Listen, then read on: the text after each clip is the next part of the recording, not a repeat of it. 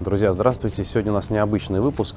Это даже не совсем выпуск, а такая скорее вылазка в гости к очень известным музыкантам. Клуб «Сердце» сегодня принимает к себе замечательных, потрясающих, так сказать, музыкантов World Music. Группа, которая объездила с концертами весь мир, буквально. Вы наверняка слышали такое устоявшееся выражение, как тувинское горловое пение. Так вот, сегодня на сцене этого концертного зала будут выступать законодатели тувинской моды, люди, которые знают, что такое горловое пение не понаслышке, а которые, можно сказать, и стали амбассадорами этого понятия. Это группа Хунхурту, да, из республики Тыва. Коллективу более 30 лет. И все эти 30 лет они активно гастролируют. И вот я тут случайно на днях узнал, что они приезжают к нам в Питер. И, пользуясь служебным положением и тем, что я дружу с Леонидом Новиковым, который был как-то у нас на подкасте, я договорился о том, что я приду сюда и кратко, не так как обычно, буквально коротенько минут на 40, поговорю с музыкантами группы Хунхурту. Честно скажу, я за ними давно слежу. Я не могу сказать, что я прям такой дикий поклонник тувинского горлового пения, но, побывав однажды на их концерте на фестивале «Вомот», который проходил в Пятигорске, я очень сильно был впечатлен и понял, что, ребята, это прям очень здорово. Всем артистам просто обязательно надо побывать на их концерте. Ну и, кроме всего прочего, действительно интересная музыка. Так что я всех вас приглашаю за мной. Сейчас мы с ними поговорим и насладимся замечательной музыкой.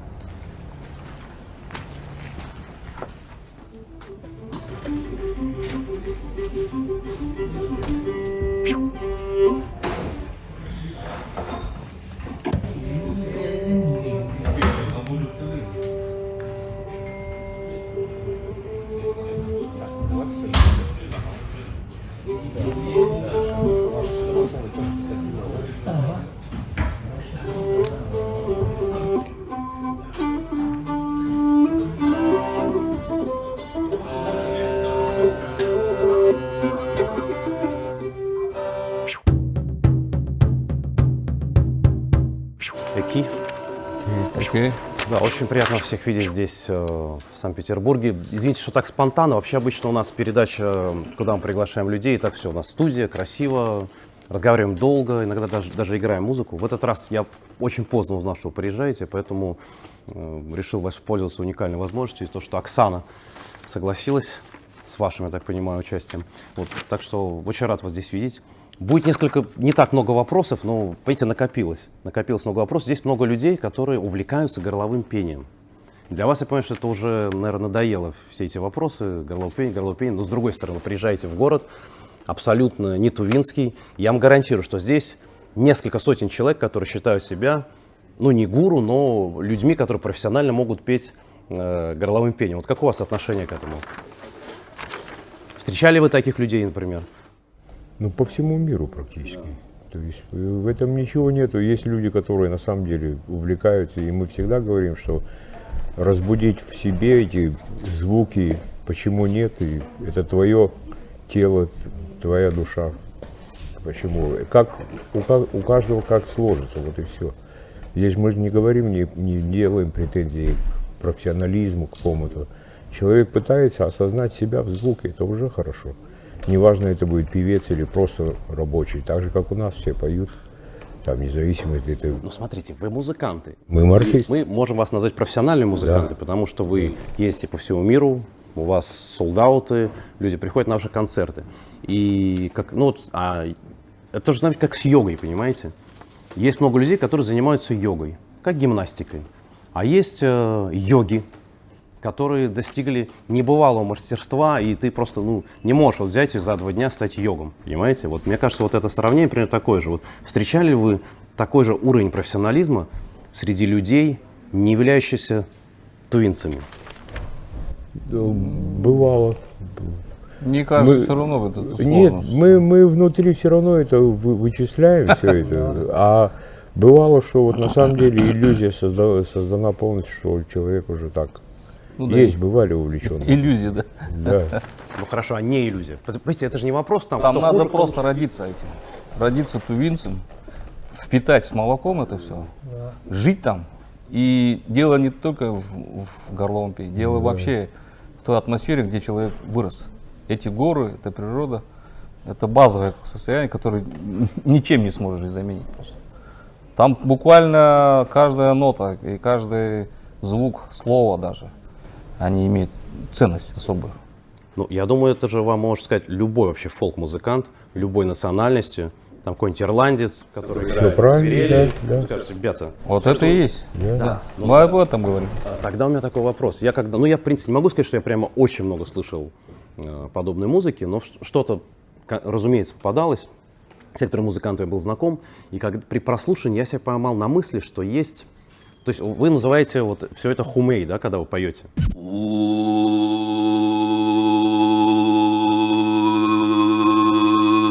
То есть туда входит и горловое пение, и просто пение. Я так понимаю, что есть песня, да, структура песни, где идет мелодия. Ну, какая-то вот, ну, мелодия песни, где есть слова, вы рассказываете какую-то историю. А потом начинается, грубо говоря, ну, как это можно назвать, такой запил, который делается горловым пением, и который, как правило, с мелодией вот этой основной песни не совпадает. То есть он просто как отдельная такая импровизация, или правильно я понимаю? Ну да. То есть бывает так, что именно вот, извините, ну, поправьте, если я не прав, именно вот горловым пением вы поете именно мелодию песни. Нет, в традиции такого нету. Это потом появилось с помощью монгольских певцов, которые хотят из этого что-то сделать. И у них тоже в если традиции вообще не мелодически, было. Да, да. Ну, В это- традиции вообще не было никогда такого, чтобы человек делал мелодию из этого. Это уже, можно сказать, современное такое. При помощи некоторых музыкантов, которые хотят из этого сделать классику. Так, давайте тогда разберемся, а что было в традиции. То есть вот эти инструменты, которые у вас, они все традиционные. То есть эгил, вот перкуссия, вот эти, копытцы и прочее. На них что игралось? На них игрались мелодии, на них игрались специальные наигрыши на этих инструментах. У них есть закрепленные за ними какие-то мелодические обороты, ритмы. И потом уже, можно сказать, есть некоторые импровизации, можно сказать, на них. Импровизаций очень много. И в горловом пении, и в музыкальных инструментах тоже. И при этом существует, условно говоря, ну как там, мотив, ну как в джазе, да, условно говоря. Да. Стандарт. Да, есть стандарт, вокруг которого все плавает. Мгм. Потому что я поймал, да, себя поймал. В деревнях в русских тоже так было, бабушки. Но нет гармониста. Они помнят, что вот тут такая мелодия была, и они ее поют голосом. Ну и правильно. Это логически правильно. Дорогие друзья, большое спасибо, что смотрите «Зеленку». Большое спасибо всем тем, кто благодарит нас в сети, тем, кто при встрече говорит приятные слова, слова благодарности. Это очень ценно, очень здорово. И, вы знаете, настал момент, когда я хотел бы обратиться ко всем вам, всем тем, кто нас смотрит, всем тем, кому это нравится. Ребята, пора запускать горизонтальные связи и подписаться на нашем Бусти. Вы знаете, мне очень хотелось бы все это дело продолжать. Я могу сказать честно, что у нас достаточно большой список интереснейших людей, с которыми мы могли бы и хотели бы встретиться. Но без вашей поддержки я боюсь, что это уже скоро будет просто невозможно. Поэтому, пожалуйста, отнеситесь к этому серьезно. Подпишитесь на нашу страницу в Бусти. Участвуйте в производстве нашего контента. Я думаю, что это интересно не только нам, но и вам. Ну, еще раз большое спасибо, что смотрите. Мы продолжаем. А как вы относитесь? Я знаю, что вы такие, ну как сказать, ну если можно это назвать, в хорошем смысле традиционалисты. То есть у вас нет электрогитар, нет ударных установок. Да, единственное, я так понимаю, на что вы пошли, это поставить датчики на свои инструменты. Да, кстати, когда это произошло? Ведь наверняка сначала вы... А в течение, потому что микрофоны это постоянный фон, фидбэки и все это технически это сложно. Не каждый оператор понимает и не каждого бывает время. Поэтому тут чисто такой был вопрос технический. Все он считывает также лучше микрофона, без всяких яких, как говорится. Ну как музыканты, вы довольны своими датчиками? Да, это вполне они все отображают так, как практически есть. Я, конечно, понимаю, что микрофон это будет лучше там в каком-то смысле, но тут Ну, в студии это, компромисс. конечно, без датчиков. Не, ну в студии это понятно. Там только микрофонами. Соответственно, вы традиционные музыканты, вот как бы от и до. И насколько вообще Но это специально, это же мировоззрение, я так понимаю. То есть это, есть ощущение того, как, как правильно и неправильно. Или, я не знаю, это хорошо или плохо. Ну вот, например, группа Етха, у вас пел Альберт Кувезин, да, потом он ушел, сделал Етха, и это, в принципе, основанное на традиции, все-таки совершенно другой звук, другой подход.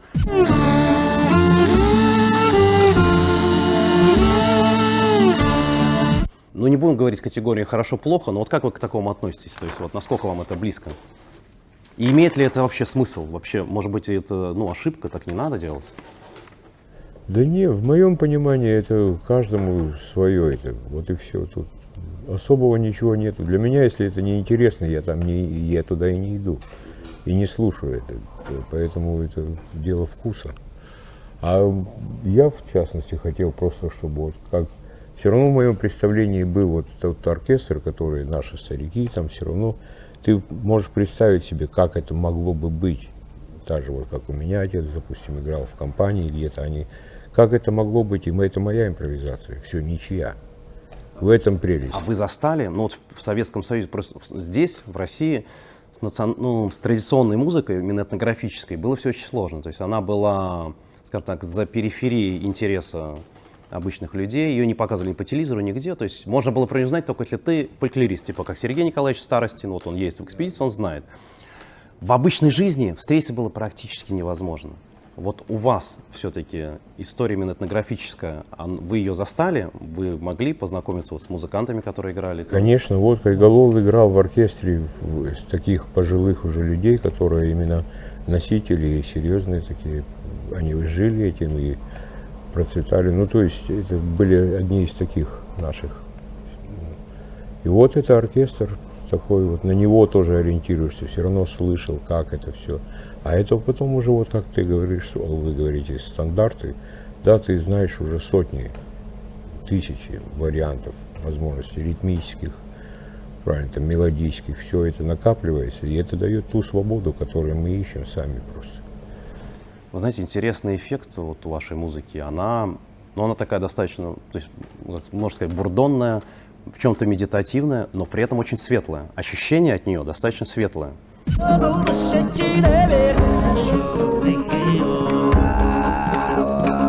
Опять, как не человек, не специалист в этой музыке, больше мажорных там мелодий или все-таки минорных? Ну, минорные мы, по сути, не совсем просто, в каком понимании? То есть их у нас может быть меньше, она все равно там, и та же минор, грусть светла, как говорится. То есть там нет такой заунывности, печали. Есть у нас серьезные трагичные песни, но мы их не используем редко, то есть исполняем, потому что это не просто нам самим. То есть мне не показалось, что мажорных мелодий все-таки в вашем конкретном исполнении больше? Ну, я думаю, 50-50. 50 на 50. Там не скажешь, не определишь. Знаете, я никогда не был в Тыве. Есть представление, что, скорее всего, достаточно суровый климат. Это так?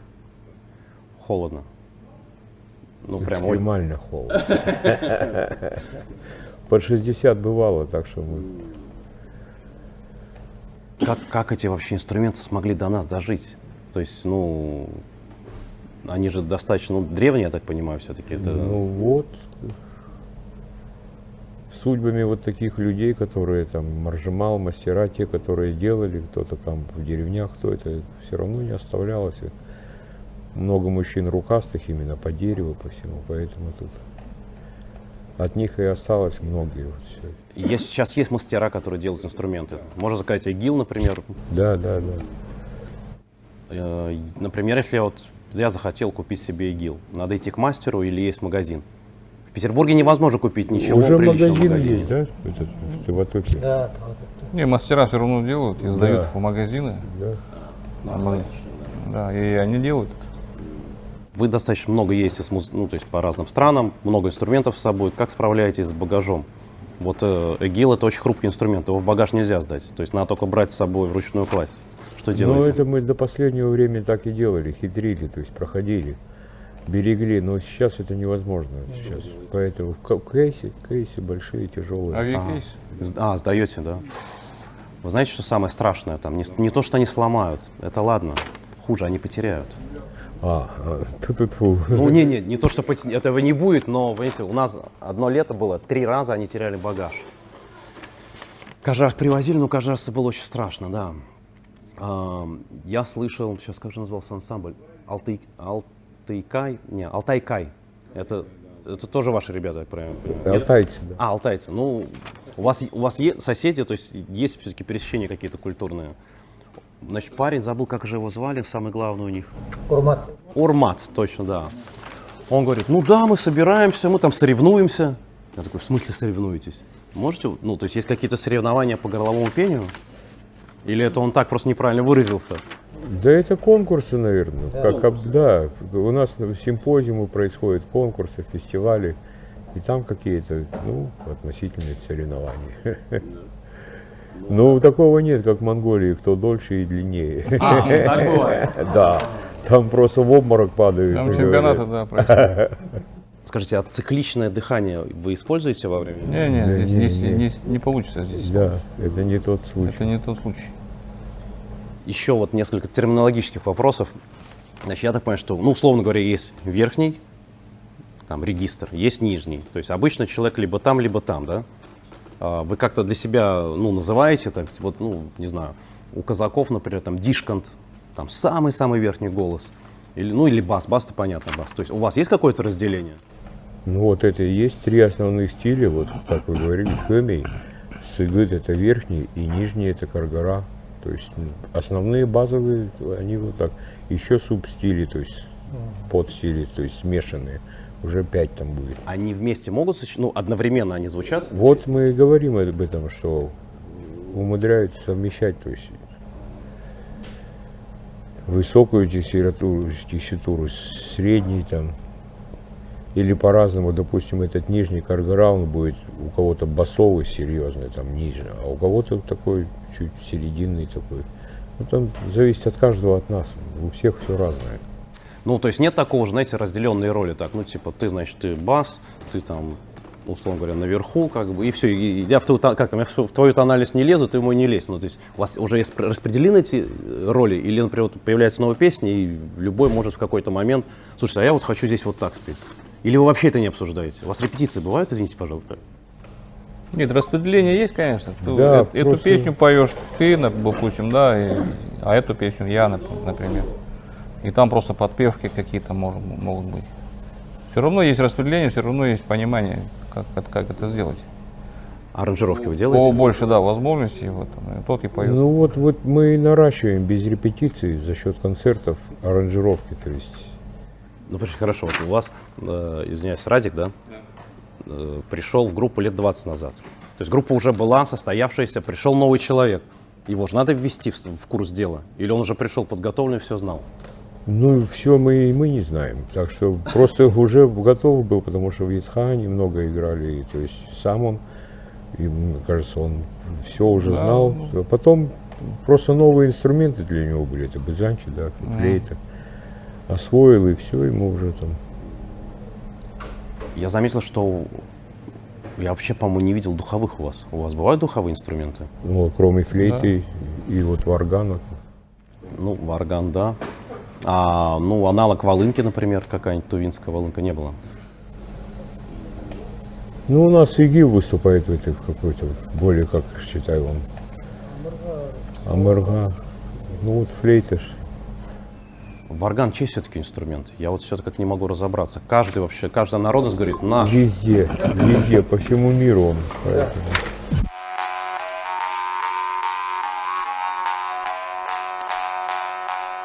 В Великом Новгороде нашли 26 штук. Этнографические раскопки, долго велись дебаты, что говорили так, что это приезжали купцы, там кто-то что-то привез, продал, потерял. Но когда их нашли уже такое большое количество, уже сложно себе представить, что это вот купцы так столько натеряли. И есть версия, что там их делали, скорее всего. Ну, это я говорю, сколько бы мы ни объездили, везде есть этот инструмент. Расскажите про путешествия. Я узнал случайно, что вы выступали в Голливуд Боул. Да. Что это было? То есть, если кто не знает, для наших людей, которые нас будут смотреть, это одна из престижнейших площадок, открытая, там 1020 человек, наверное, помещается. 15. Ну, это какое-то, что это было за мероприятие? Фестиваль или что это? Нет, это практически был концерт, состоявшийся наш и Animals. Коллектив, Animal коллектив. Это группа такая есть, американская. И они пригласили нас как... Они сходные по репертуару, то есть, ну, по концепции? Нет? Они там просто электроника и такая своеобразная, то есть это не Да. что-то такое. Ну, вы играли совместно или просто у вас было выступление, и потом они? Нет, они все выступили, потом мы, и все, там не было. То есть вы были еще, они были у вас на разогреве? Ну, можно так сказать. Слушайте, ну давайте будем честны, для неподготовленного слушателя это, в принципе, такой, ну, может быть, даже культурный шок. То есть, какое было ощущение? Потому что у нас было пару раз, когда я прям чувствовал, что вот такие жернова надо преодолевать, потому что для людей непонятно, что мы играем, хоть у нас там супер развлекательная музыка, и они привыкают, потом привыкли, все нормально. У вас, в принципе, нельзя сказать, что у нас очень развлекательная, она все-таки требует погружения человека. И вот вы оказываетесь среди этой тусовки, которая пришла на электронную группу. Вот этот момент привлечения внимания аудитории, насколько он вообще тяжело, трудно? Ну, мне кажется, что группа давно уже выступает в Америке, и там достаточно подготовленная аудитория. И вот сам эффект горлового пения, он, можно сказать, распространился с помощью хунхурту вообще по миру, если так брать. Это сейчас все кричат, что вот мы знали, у нас было в традиции. Это перевирает, конечно, но просто когда хунхурту появилась, сейчас столько много копий по миру сейчас. Также 4 человека также стараются что-то вот это все изобразить.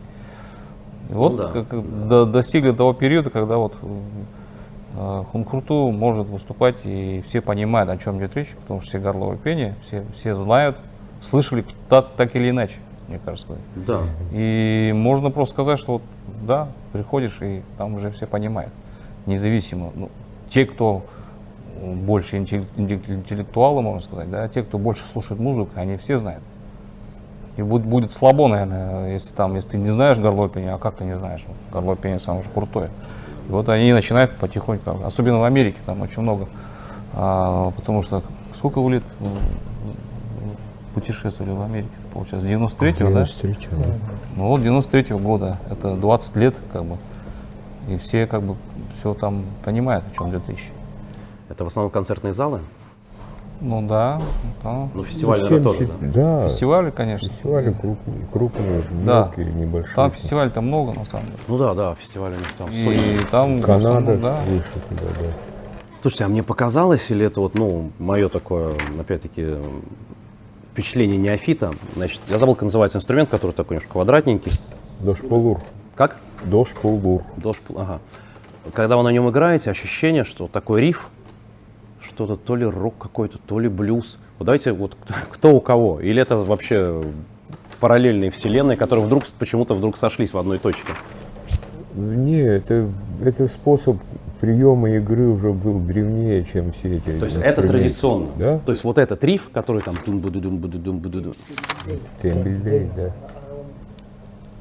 Поэтому из него вырождается, и, конечно, уже слушать люди думают, о, рок. Нет, это вот как раз таки.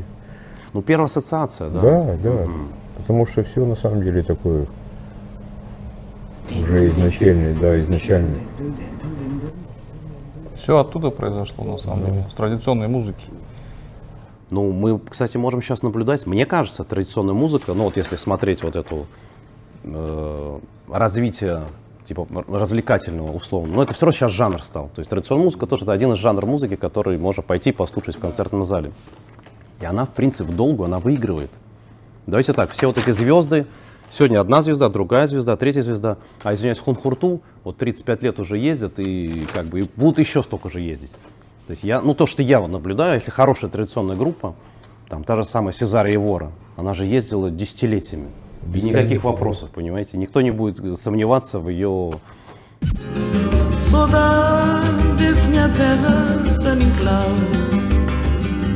Поэтому мне кажется, что музыка традиционная, как сказать, поинтереснее будет. Конечно. Она каким-то образом умудряется напитываться и опять блистать какими-то другими, потому что вот я вот про Эверу сказали, на самом деле ты сразу чувствуешь и древность, и какой-то современность, и в то же время ихнее, вот португальское или что, то есть вот этот какой-то флер он остается, и хотя это уже современный вроде кажется, а в то же время это отдает именно чем-то там поглубже, да. Я понимаю, вы продолжаете до сих пор ездить, у вас есть какие-то выступления за границей. На фестивалях, ну, бывают фестивали, правильно ведь? Вы обратили ли внимание, что какая-то новая тенденция идет у современных коллективов? Вот новые коллективы, во-первых, они сужаются, они становятся менее многочисленными, появляются дуэты, трио, очень много луперов, электроники и прочее. Вот как, есть такое ощущение? Или это мне кажется опять?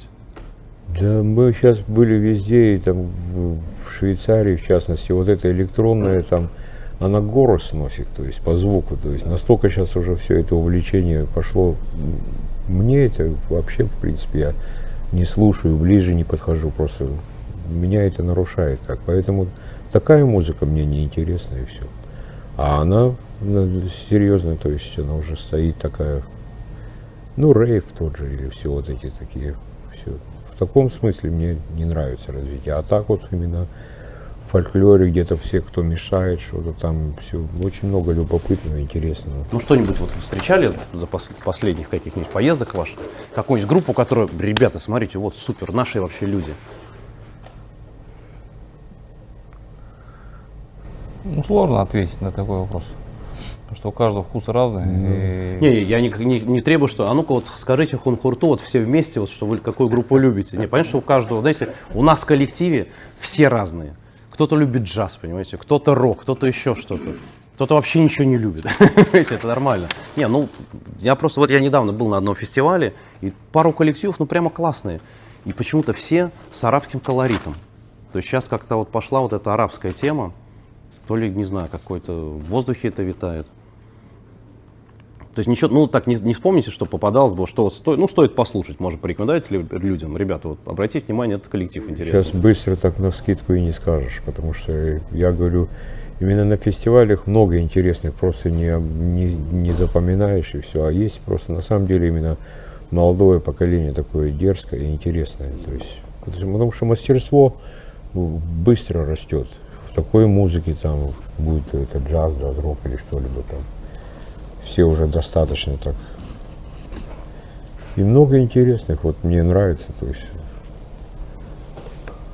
в Америке, в частности, там наоборот с духовыми начали много, молодые люди собираются. Духовые, в смысле, брас-секции? Да, просто уже это стало таким, ну как Temptation или что-то, ну такие уже, как кровь, пот и слезы, то есть они уже, такая мода мне тоже в чикагских клубах или где-нибудь там набивается, но зато играют, конечно. Какая-то тенденция есть своя именно у молодежи, вот именно в этом, в Лос-Анджелесе, в этом музыкальном колледже тоже. Интересно, то есть само поверье молодых там интересно. А с русской музыкой вы как-то знакомы современной, вот что происходит в России? Именно в плане, ну то есть Сергея Старостина вы знаете, наверное? Конечно. Вот только с этой стороны я вот не могу сказать, что я... Предлагают ли вам какие-то коллаборации, например, вот сейчас? Я знаю, что у вас Крона с квартетом был, если не ошибаюсь, да? Еще, ну, то есть много было достаточно известных. То есть вот какие-то коллаборации еще интересные, может, предстоят? Ну, можно о детях выдра сказать, интересный как проект сам, в таком, как в музыкальном смысле. Это вот с Гринденко и оркестром.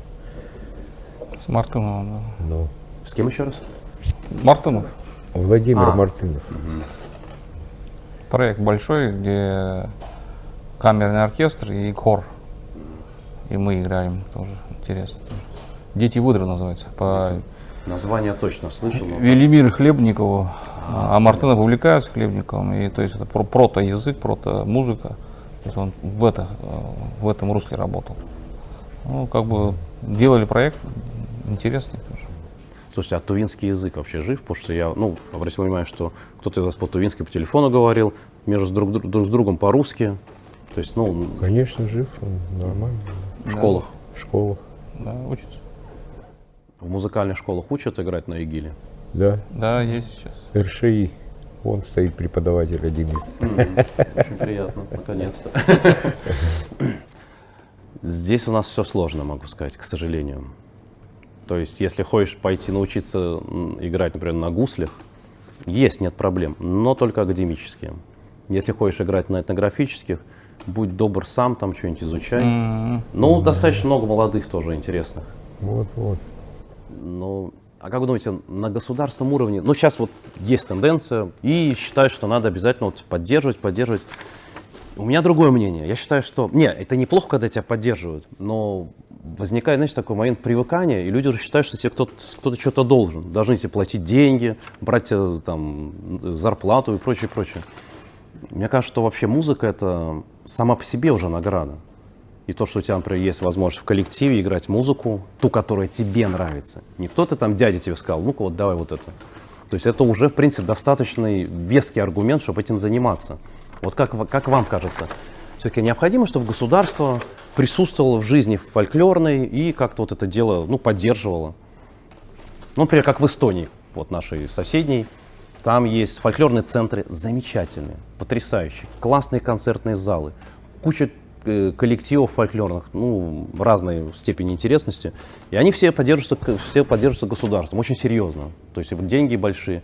Но я смотрю, что вот они, понимаете, им перестали деньги платить, и вот как-то и группа куда-то пропала.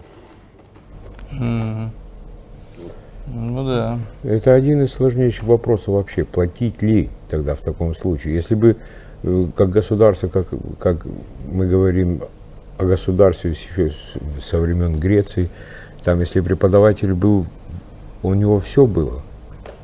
Вот не надо тогда ставить в такое положение, что если фольклорист, то он не должен получать. И так он же счастлив, что он поет. Нет, знаете... Конечно, понимаете, где магазины с бесплатной едой? Конечно, нет. Вот, я и говорю, что это должен быть достойный уровень, потому что я вот уважаю вот на Кавказе это все. Там свадебные музыканты, они зарабатывают прилично, так скажем. Почему это? Народ сам платит этим музыкантам. Это достойные деньги, которые все. И почему он должен бедствовать или там где-то перебиваться?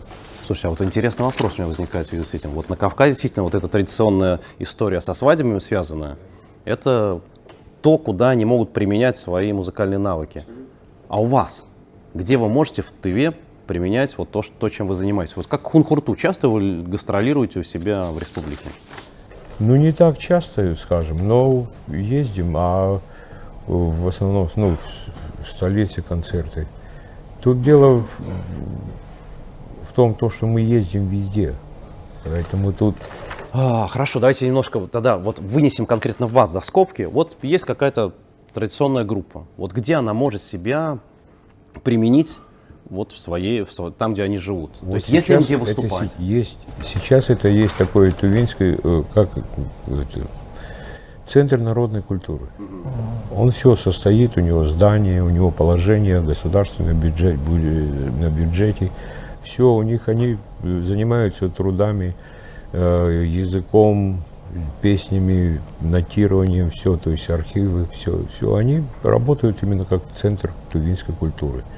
Залы есть, они могут также арендовать залы, там, большой, малый, там, какой-то, и свой зал есть небольшой, рабочий, то есть.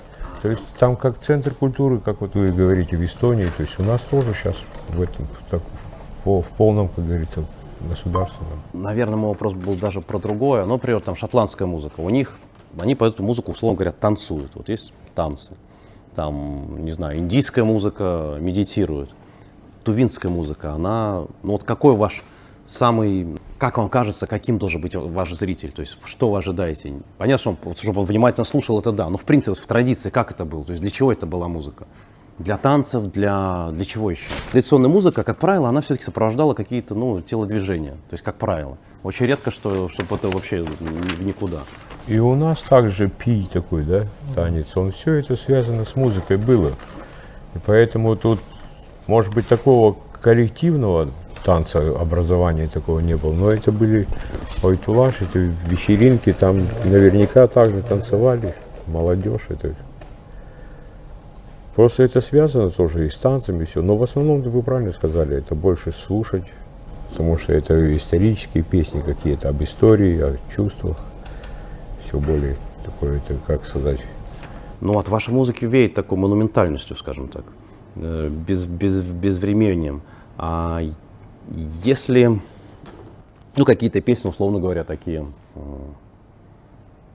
ну, не попроще, попроще, это, наверное, плохое выражение, ну, более легкий жанр, что ли, вот так вот, более легкий жанр, то есть не эпичная история. Не, конечно, это и есть кожамык, это такие Частушки. частушки. Частушки тоже есть? Да. Ну, типа как О, там? как это? Это вы взяли просто у вас. Нет, знаете, я вам скажу, я вообще не претендую. Мне кажется, вот это, кстати, главное Тоже большое есть. заблуждение у людей, когда нет, это мы придумали, нет, мы. Вот так глупо. Господи, да какая разница? Ну какая разница? Мы все можем сейчас этим пользоваться, понимаете? Там вот говорят, вот этот танец, типа, это русские ГПК украли. 2 руки, 2 ноги, количество движений достаточно ограничено. Вверх-вниз, да. Да, вверх-вниз прыгнул, там прокатился и прочее. Есть ли какой-то артист, с которым бы вы хотели сыграть вместе? То есть понятно, что обычно вас приглашают, и вы так думаете, пойдем, не пойдем. А вот тут вот так, что вот с этим было бы классно. Вместе играть, в смысле? Ну, сделать что-то совместное, совместный проект. Песню, не знаю, что угодно. Я как-то не задумывался. Ну, такой-то цели нет. Ну ладно, хорошо, не цель, не цель. Ну с кем было бы интересно, вот так, с кем было бы интересно? Да со всеми интересно. С электроникой, с рок-музыкой. Причем у нас были моменты, когда мы играли с пианистами, там, с классическими музыкантами, традиционными музыкантами, с теми же самыми. Хорошо, когда вы играете с каким-то артистом, который совершенно другой жанр, ну, условно, там, какой-нибудь там рок, вы пытаетесь, ага, ну вот надо как-то вот в это дело встроиться, или вы типа вот все, вот мы вот это делаем, а вы дальше сами уже под нас подстраиваетесь? Ну, там опять 50 на 50. Там, если мы на самом деле увлечены этим, то, что нам предлагают, мы также сделаем это в таком же будет в духе, как мы там в Голландии это мы делали под все это, под ритмы там все это. Все это чисто интересно и ничего более. Просто интересно с разными культурами. Вот мы писали и с шотландцами, и с ирландцами. То есть вот С кенийцами, где, да, с кенийцами, где потом с туарегами, да, с варагами. да. Где есть какие-то флюиды, совпадающие, что-то мы не можем определить. Ну, мне кажется, вот да, какие-то такие восточные дела и какие-то племенные, да, но, например, ирландцы, мне кажется, это такие достаточно холодные для вас, слишком холодные. Ну, почему? И как зрители Чиптонс тоже играл. Ну, Чифтонс, да, Чифтонс. То есть Не, проект. там все, будь добр, там А Чифтонс играли вы? танцы. Да, ну, Да. Серьезно? 93-х, да. Да вы что? И они к нам на концерт приходили, в Лондоне тоже. Ну, так. Недавно мы были, один погиб, да, что ли, что-то. Да. Недавно в Ирландии были, тоже там встречались. А часто к вам приходит диаспора, ну, ваши земляки? Со всей России, Казахстана, Бурятии, Ну, я имею в виду за границей. да. Да, вот недавно были тоже. Ну, мало их совсем. Нас же мало. А сколько вас? Максимум там 300 Тувинцев 300 300 тысяч. Серьезно? Да. Да, вы тогда должны быть достоянием республики. Ну, наверняка у вас есть какие-то там звания, извиняюсь? Звания есть. Да, да. Мы все народные хюмейжи. Заслуженный артист России. Ну, это справедливо. Мне кажется, это, ну, может быть, это так, в глобальном смысле мало что меняет в жизни человека, но какое-то признание все-таки это хорошо. Да, мы соглашаемся с этим тоже. Мы вот начинали в такую музыку и что-то в этом роде, то есть с 80-х годов. Поэтому он заслуженный артист России. Потому что мы Россию объездили там вдоль и поперек в свои. Может быть, вы обращали внимание, ну, не знаю, в YouTube много появилось роликов, достаточно последние лет 8. Все, ребята в костюмах, там горловое пение, тын-дыр-дын-дыр-дын-дыр-дын, красивые съемки такие панорамные. И достаточно много таких коллективов. Вы вообще когда-нибудь думали, что, ну, а почему бы нам клип не снять? Надо бы, конечно, снять. Ага. Это хорошая идея. Ну, мне кажется, что у вас же нет, Но не это было надо, ничего. но это надо, чтобы прямо хороший был. А просто так вот это, конечно, это Ну да. У зачем? нас легкий фильм Миша сделал, да? Ну, Фильм, такой, да. Клип, Документальный. клипа фильм.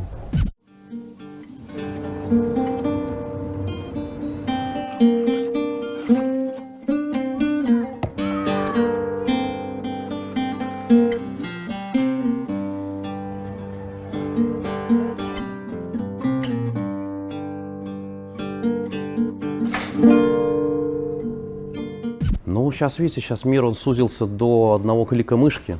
Если человек вот кликнул, и он не может посмотреть, послушать уже недостаточно, надо посмотреть. Если он не может посмотреть, то для многих людей просто группы и нет, понимаете? Поэтому я понимаю, что, скорее всего, у вас концертов достаточно много, и нет такой острой необходимости, но я бы лично с огромным удовольствием посмотрел видеоклип группы Хунхорту и послушал бы, планируется ли, может, какая-то запись, альбом? Пока копим. Мысли копим. Мы копите? Потому что я так понимаю, что первый альбом чуть ли не в Лондоне записывали. Да.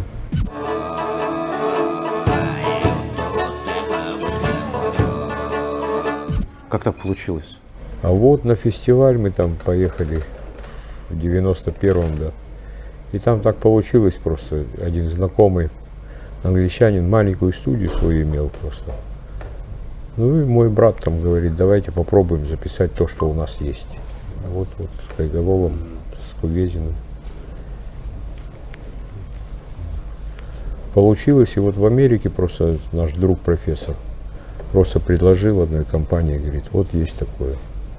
Они сразу связались с Лондоном, и у парня выкупили этот весь материал и выпустили первый это. Ну, вам вообще важно, чтобы вы присутствовали в каком-то вот этом медиапространстве? То есть вот сейчас всякие чарты, вот эти World Music чарты. То есть это, в вашей системе координат это вообще имеет значение или все-таки не так сильно?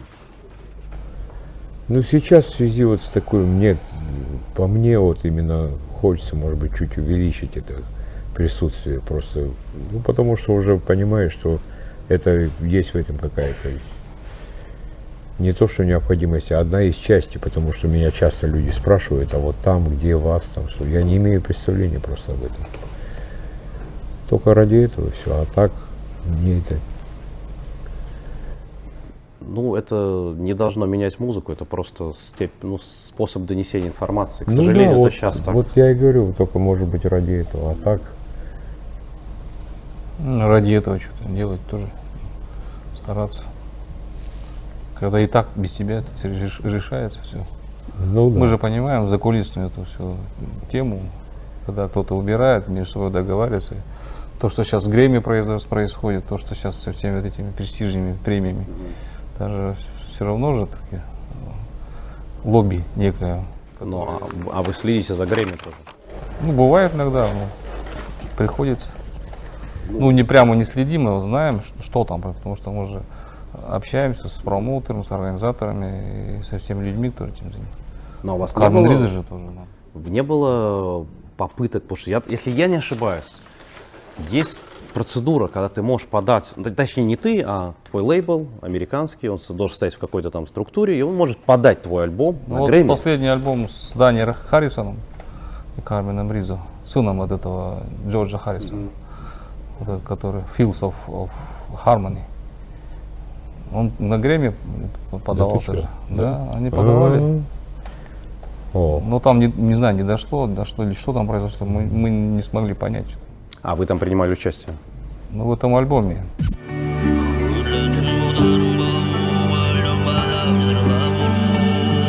Это альбом как-то, они хотели туда, через его компанию Dark Horse, хотели туда. Либо сделали уже, непонятно, ну, то есть там какие-то разговоры шли. И Кармен Риза говорил, что давайте помолимся, пускай она пройдет, что-то не прошло. И мы поняли, что опять же там какое-то лобби сыграло роль, которое не дает нормально вот этим музыкантам, другим. Ну, не то, что про нас вообще речь, а про других музыкантов, которые может нормально выйти и показать себя. Те же самые артисты, те же самые вот эти имена и все остальное, это все. То, что не хочется в этом все принимать участие, конечно. Ну да, но видите, есть один хороший момент. Несмотря на это, есть способ донесения информации до обычных людей, минуя все вот эти огромные структуры, типа Грэмми и прочее. Да. То есть все это... Сейчас интернет уже все сломал, не только вот это все, вообще все. Поэтому здесь можно самим заниматься этим. Есть хоть альтернатива какая-то. Ну да, это последние 20 лет оно все-таки уже работает. Я, наверное, не могу больше вас сильно задерживать, потому что, во-первых, я очень благодарю, что вы к нам приехали. Я с нетерпением жду сегодняшнего концерта. Если вы не против, я немножко сегодня поснимаю.